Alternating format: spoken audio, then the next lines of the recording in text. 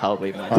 તો I think that is a great analogy. But હવે આગળ જતા તમે મૂવીઝ લખી રહ્યા છો કે નથી લખી રહ્યા, કે પછી પુસ્તક લખી રહ્યા છો? બે ફિલ્મો લખી રહી છું. મારી 2 નવલકથા ચાલે છે, ધારાવાહિક.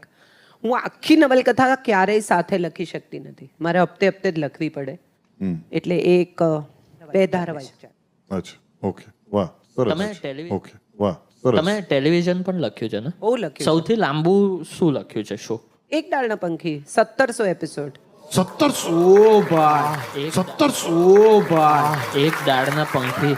અને એક જ ડાળના એક બહુ ઇન્ટરેસ્ટિંગ એક ભાઈ મને મળવા આવેલા, એ મને સ્ક્રીન પ્લે શીખવાડતા હતા કે નો મેમ આમ નહીં ને મેમ આમ ને, બધા ખબર છે નવા વાપરે, હાઈ પોઈન્ટ શું છે ને ફલાણું શબ્દો વાપરે ને નીડલ આમ ફેરવવાની ને બધું.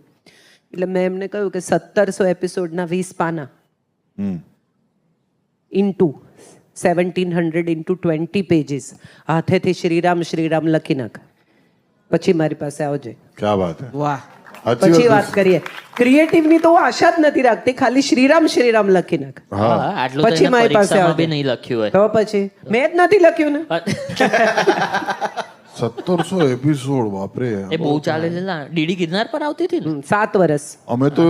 અમે તો સ્ક્રિપ્ટ વગર 115 એપિસોડમાં અમે જબરજસ્ત એ થઈ ગયા. તમે તો કમાલ કરી છે. આપણે અલગ દાળના પંખી છે ને એટલે. હા. ના, પણ તમે લવારી સિવાય બીજો કોઈ પ્રોગ્રામ જુઓ કે નહીં? જોઉં છું ને, બધું બહુ જોઉં છું. અચ્છા. હું ખૂબ કોન્ટેન્ટ જોઉં છું.